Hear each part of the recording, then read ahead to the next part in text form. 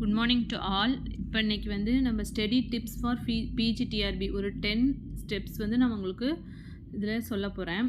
என்னென்ன ட்ரிக்ஸ் அப்படின்னு சொன்னாக்கா, ஃபஸ்ட் ஒன் வந்து சிலபஸை முதல்ல நல்லா அண்டர்ஸ்டாண்ட் பண்ணிக்கணும். ஓகேவா? உங்களுக்கு வந்து பிஜிடிஆர்பியில் என்ன சிலபஸ் இருக்குது, ஒவ்வொரு யூனிட்டாக வந்து அனலைஸ் பண்ணுங்கள். ஃபஸ்ட்டு அண்டர்ஸ்டாண்ட் பண்ணிக்கோங்க. ஃபஸ்ட்டு சிலபஸை படிங்க. யாருமே சிலபஸை வந்து படிக்கிறதே கிடையாது. ஓகேவா? என்னென்ன டாபிக்ஸ் இருக்குது அப்படின்னு ஃபஸ்ட்டு படிங்க. எக்ஸாம் பேட்டர்ன் என்ன அப்படின்னு படிச்சுக்கோங்க. அதாவது பிஜிடிஆர்பியை பொறுத்த வரைக்கும் 110 மார்க்ஸ்க்கு வந்து மேஜர் இருக்கும், அண்ட் தென் 30 மார்க்ஸ்க்கு வந்து சைக்காலஜி, அண்ட் தென் 10 மார்க்ஸ் வந்து ஜிகே கொஷின்ஸ் வரும். அண்ட் தென் அது இல்லாமல் இப்போ வந்து தமிழ் குவாலிஃபையிங் எக்ஸாம் வருது இல்லையா? தமிழ் குவாலிஃபையிங் எக்ஸாமை பொறுத்த வரைக்கும் நீங்கள் 10th தமிழ் புக்கை மட்டும் ரெஃபர் பண்ணால் போதும். ஓகேவா? 10th தமிழ் புக்கை ஈச் அண்ட் எவ்ரி லைன் வந்து நல்லா படிச்சிட்டிங்க அப்படின்னாலே நீங்கள் ஸ்கோர் பண்ணிடலாம். அதில் வந்து 30 கொஷின்ஸ் வரும். தமிழ் குவாலிஃபையிங் எக்ஸாமை பொறுத்த வரைக்கும் 30 கொஷின்ஸ் இருக்கும். 20 கொஷின்ஸ்க்கு வந்து 2 mark question, multiple choice question தான், பட் ஒன் கொஷினுக்கு 2 மார்க்கு. அப்போ 20 கொஷின் அப்படிங்கும்போது 40 மார்க்ஸ் வந்துடும். பேலன்ஸ் 10 கொஷின் வந்து 1 மார்க் கொஷின். ஸோ டோட்டலாக வந்து மொத்தம் 50 மார்க்குக்கு. கொஷின் வந்து 30 தான். நம்பர் ஆஃப் கொஷின்ஸ் வந்து 30, பட் மார்க்ஸ் வந்து 50 மார்க்ஸு. அதில் நீங்கள் 20 மார்க்ஸ் ஸ்கோர் பண்ணாலே வந்து என்ன குவாலிஃபை ஆகிடுவீங்க. தமிழ் குவாலிஃபை எக்ஸாமில் வந்து குவாலிஃபை ஆனால் தான் நெக்ஸ்ட்டு உங்களோட மேஜர் வந்து கரெக்ஷன் பண்ணுவாங்க. ஓகேவா? நெக்ஸ்ட்டு ஃபஸ்ட்டு வந்து சிலபஸ் படிச்சுக்கணும். நெக்ஸ்ட்டு செகண்ட் ஸ்டெப் என்ன அப்படின்னா, ஒரு ஸ்டடி பிளான் வந்து போட்டுக்கோங்க. ஓகேவா? அதை வந்து கண்டினியூஸாக ரெகுலராக நீங்கள் வந்து ஃபாலோ பண்ணணும். இப்போ மார்னிங் வந்து 5 o'clockலேருந்து 7 o'clock வரைக்கும் என்னோடய ஸ்டடி டைம் அப்படின்னா, அப்போ வந்து நீங்கள் எந்த யூனிட் வந்து படிக்க போகிறீங்க, வீக்லி ஒன்ஸ் வந்து 5 டேஸில் ஒரு யூனிட்டை கம்ப்ளீட் பண்ணிவிட்டு அந்த சாட்டர்டே சண்டேயில் வந்து டெஸ்ட் வச்சுக்கணும். ஓகேவா? டெஸ்ட் எழுதி கம்ப்ளீட்டாக வந்து என்ன டெஸ்ட் எழுதி பார்க்கணும். Test is very important. Next வந்து மெட்டீரியல் வச்சுருந்தீங்க அப்படின்னா மெட்டீரியலை நல்லா தரவாக படிங்க. ஓகேவா?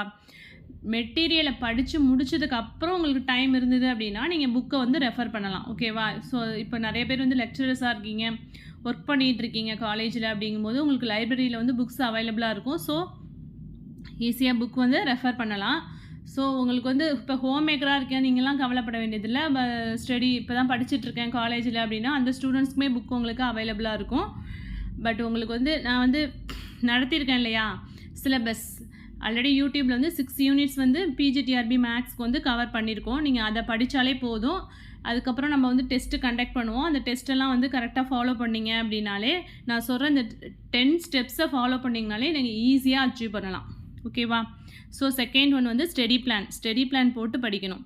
தென் தேர்ட் ஒன் என்ன அப்படின்னா, கீ கான்செப்டை வந்து ஃபோக்கஸ் பண்ணணும். அதாவது இம்பார்ட்டண்ட் டாபிக்ஸ்லாம் இருக்கும் இல்லையா, அதில் வந்து கான்சன்ட்ரேட் பண்ணணும். இம்பார்ட்டண்ட் டாபிக்ஸ் என்னென்ன அப்படின்னா, இப்போ மேக்ஸை பொறுத்த வரைக்கும் ஸ்டாட்டிஸ்டிக்ஸ் 2, இது ஆப்ரேஷன்ஸ் ரிசர்ச், இது எல்லாமே வந்து கொஞ்சம் வேகான யூனிட் தான், பட் அதில் வந்து கொஞ்சம் கான்சன்ட்ரேட் பண்ணி கீயெல்லாம் எடுத்து வச்சு படிங்க. ஓகேவா? நெக்ஸ்ட்டு ஃபோர்த் ஒன் என்ன அப்படின்னா, ஃபோர்த்தில் வந்து 3 இம்பார்ட்டண்ட் பாயிண்ட்ஸ் இருக்குது. என்ன அப்படின்னா, ஃபஸ்ட் ஒன் வந்து ப்ராக்டிஸ், செகண்ட் ஒன் என்ன அப்படின்னா ப்ராக்டிஸ், தேர்ட் ஒன் என்ன அப்படின்னா ப்ராக்டிஸ். ஸோ ப்ராக்டிஸ் மட்டும்தான் உங்களை வந்து அச்சீவ் பண்ண வைக்கும். ஓகேவா? ப்ராக்டிஸ் தான் வந்து இதில் என்ன அப்படின்னா கீ டு சக்ஸஸ் என்னன்னு கேட்டிங்கன்னா ப்ராக்டிஸ் மட்டும்தான். ஓகேவா? ப்ரீவியஸ் இயர் கொஷின்ஸ்லாம் எடுத்து ப்ராக்டிஸ் பண்ணி பாருங்கள். ஸோ அந்த கொஷின்ஸை மட்டும் பார்க்காம அதுக்கு ரிலேட்டடாக உள்ள டாபிக்ஸ் எல்லாத்தையுமே வந்து அனலைஸ் பண்ணி பார்க்கணும். ஸோ நீங்கள் படிக்கும் போதே அந்த கொஷின்ஸை மட்டும் அப்படியே படிச்சுட்டு போகக்கூடாது, ஸ்கிப் பண்ணிவிட்டு போகக்கூடாது. அதுக்கு ரிலேட்டடாக உள்ள டாபிக்ஸையும் வந்து அனலைஸ் பண்ணி பார்க்கணும். நெக்ஸ்ட்டு 5th பாயிண்ட் என்ன அப்படின்னா, ஆன்லைனில் உங்களுக்கு நிறைய ரிசோர்ஸஸ் கிடைக்கிது. இப்போ நம்மளே இங்கே வந்து கிளாஸ் போட்டிருக்கோம் இல்லையா, யூடியூப்பில் கிளாஸ் போட்டிருக்கோம், கிளாஸ் பாருங்கள். ஹார்ட் காப்பி மெட்டீரியல்ஸும் உங்களுக்கு வேணும் அப்படின்னா அதையும் வந்து வாங்கி வச்சு படிங்க. ஓகேவா? ஸோ ஒரே ரிசோர்ஸை நம்பி இருக்கக்கூடாது.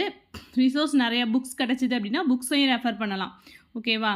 நெக்ஸ்ட் பாயிண்ட் என்ன அப்படின்னா, 6th பாயிண்ட் வந்து ஒரு ஸ்டடி குரூப் வந்து ஃபார்ம் பண்ணிக்கோங்க. உங்களோட நீங்கள் ஒர்க் பண்ணுற இடத்துல இன்னும் 2-3 பேர் படிக்கிறாங்க அப்படின்னா நீங்கள் வந்து ஒரு இதாக ஜாயின் பண்ணி குரூப் ஸ்டடி பண்ணிங்க அப்படின்னா அதுவும் கொஞ்சம் உங்களுக்கு நல்லாயிருக்கும் படிக்கிறதுக்கு.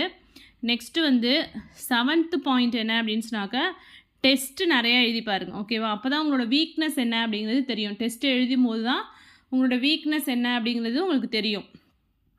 டெஸ்ட்டு எழுதாமல் உங்களுக்கு வந்து என்ன தெரியாது அப்படின்னா எல்லாமே படிச்சிட்டோம் அப்படின்னு நினச்சிட்ருப்பீங்க. பட் டெஸ்ட் எழுதும்போது அதில் என்ன மிஸ்டேக் பண்ணுறீங்க அப்படிங்கிறத உங்களால் அனலைஸ் பண்ண முடியும். நெக்ஸ்ட்டு 8th பாயிண்ட் என்ன அப்படின்னா, அப்டேட்டடாக இருங்க. ஓகேவா? அப்டேட்னா என்ன அப்படின்னா, இப்போ வந்து கொஷின்ஸ் வந்து 2001லேருந்து 2006 வரைக்கும் பார்த்தீங்க அப்படின்னா, டைரக்ட் கொஷின்ஸ் தான் நிறைய வந்திருக்கும். இப்போ எடுத்தீங்கனாலே அந்த கொஷின்ஸ் ரொம்ப ரொம்ப ஈஸியான கொஷின்ஸ் மாதிரி தெரியும். பட் இப்போ 2019, 2022 கொஷின்லாம் அனலைஸ் பண்ணீங்க அப்படின்னா, அது கொஷின்ஸ் வந்து என்ன ஆகுது அப்படின்னா, கொஞ்சம் வந்து ஸ்டாண்டர்ட் டைப்பாக தான் எடுக்கிறாங்க. அப்படிங்கும்போது அதுக்கு தகுந்தாப்புல நீங்கள் அப்டேட் ஆகிக்கோங்க. கொஷின்ஸ் இப்படி தான் செட் பண்ணுவாங்க அப்படின்னா, அப்படி நீங்களும் நல்லா டீப்பாக படிக்கணும். ஓகேவா? நெக்ஸ்ட்டு வந்து 9th ஸ்டெப் என்ன அப்படின்னா, டவுட்ஸ் கேட்குறது ஹெசிடேட் ஆகாதீங்க. இப்போ வந்து ஆன்லைன்லேயே கிளாஸ் நடத்துகிறோம் அப்படின்னா கமெண்ட் செக்ஷன் இருக்குது. ஸோ என்ன டவுட்ஸாக இருந்தாலும் கமெண்ட் செக்ஷனில் நீங்கள் கேட்கலாம். எப்போ வேணாலும் கிளியர் பண்ணலாம். நாங்கள் கிளியர் பண்ணிடுவோம். பட் உங்களுக்கு வந்து கமெண்ட் செக்ஷனில் கேட்க முடியல அப்படின்னா, நான் வந்து வாட்ஸ்அப் நம்பர் வந்து ஆல்ரெடி கொடுத்துருக்கேன். ஸோ அந்த வாட்ஸ்அப் நம்பருக்கு சென்ட் பண்ணிங்க அப்படின்னா நான் டவுட் கிளியர் பண்ணுறேன். ஓகேவா? உங்களுக்கு வந்து என்ன டவுட் அப்படின்னாலும் அந்த டவுட்டை அப்படியே வச்சுட்டு இருக்காதீங்க. டவுட்டை வந்து அப்பப்போ கிளியர் பண்ணிக்கணும். ஓகேவா? என்ன டவுட்ஸாக இருந்தாலும். அண்ட் தென் 10th ஸ்டெப் என்ன அப்படின்னா, எப்போதுமே வந்து ஒரு பாசிட்டிவ் தாட்டோடு இருங்க. நம்மளால் முடியும். அதுவும் இல்லாமல் ஹெல்த் வந்து வெரி வெரி இம்பார்ட்டண்ட். ஹெல்த்துக்கு வந்து இம்பார்ட்டன்ஸ் கொடுங்க. ரொம்ப நேரம் நைட்டு 1:00 வரைக்கும் 2:00 வரைக்கும் அப்படிலாம் படிக்கணும் அவசியம் கிடையாது. நீங்கள் வந்து இயர்லி மார்னிங் ஒரு 5:00 எழுந்திரிச்சு படிக்கலாம். அது மாதிரி படிச்சுட்டு இருக்கும்போது ரிலாக்ஸ் பண்ணிக்கோங்க. கொஞ்சம் நேரம் வாக் போகிறது, இல்லாட்டி ஒரு டீ சாப்பிட்றது. அதனால் உங்களுக்கு மைண்ட் வந்து எதனால ரிலாக்ஸ் ஆகும் அப்படின்னு உங்களுக்கு தெரியும் இல்லையா? அதை வந்து கரெக்டாக ஃபாலோ பண்ணிக்கோங்க. So health is very very important. So கண்டினியூஸாக படிச்சுட்டே இருக்கணும் அப்படின்னு அவசியம் இல்லை. ஒன் ஹவருக்கு இடையில ஏதோ ஒரு பிரேக் எடுத்துக்கலாம். ஓகேவா? 1 ஹவருக்கு இடையில எழுந்திரிச்சு ஜஸ்ட்டு கொஞ்சம் நேரம் வாக் பண்ணலாம். வாக் பண்ணாலே மைண்ட் கொஞ்சம் ரிலாக்ஸ் ஆகும் இல்லையா? ஸோ பாசிட்டிவ் தாட்ஸோட நம்மளால் முடியும் அப்படிங்கிற நம்பிக்கையோடு படிங்க. கண்டிப்பாக உங்களால் அச்சீவ் பண்ண முடியும். So health is very important. ஹெல்த்தை ஸ்பாயில் பண்ணிவிட்டு படிக்காதீங்க. Health is very important. ஓகேவா? ஸோ இந்த 10 ஸ்டெப்ஸை வந்து ஃபாலோ பண்ணிங்க அப்படின்னா கண்டிப்பாக பிஜிடிஆர்பி உங்களால் கிளியர் பண்ண முடியும். The main key to success என்ன அப்படின்னா ப்ராக்டிஸ் தான். ப்ராக்டிஸ் மட்டும்தான் உங்களை வந்து என்ன ஆகும் அப்படின்னா பிஜிடிஆர்பியை வந்து கிளியர் பண்ண வைக்கும். ஸோ ப்ராக்டிஸ் பண்ணிகிட்டே இருங்க. ஓகேவா? தேங்க்யூ.